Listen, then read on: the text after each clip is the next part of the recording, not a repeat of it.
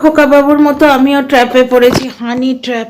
না না না না, হানি ট্র্যাপ বলে ভুল হবে গো, আমি ঠিক হানি ট্র্যাপে পড়িনি।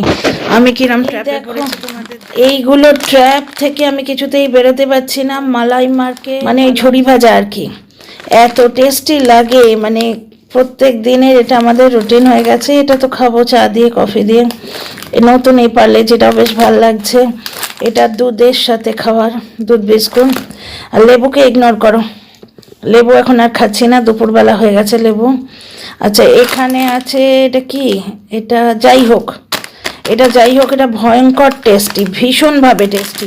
এত টেস্টি টেস্টি খাবার বানিয়ে সবাই ট্র্যাপ বানাবে, তারপরে আমাকে হেনস্থা করবে, ষড়যন্ত্রে ফেলছো। এই দেখো এই লেজ, এটা ভয়ঙ্কর।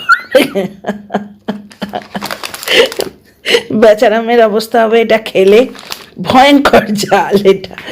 দেখতেই পাচ্ছ, ওই দেখো সিজলিং হট, এটা আমার এই বাবু খায়।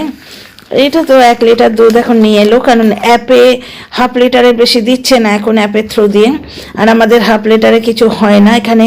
আজকে ছোট্ট করে এইটুকু একটুখানি মা ছেলের জন্যে 500 গ্রামের করেছিলাম তোমার খাসির মাংস, তো প্রেশার কুকারটা এখানে।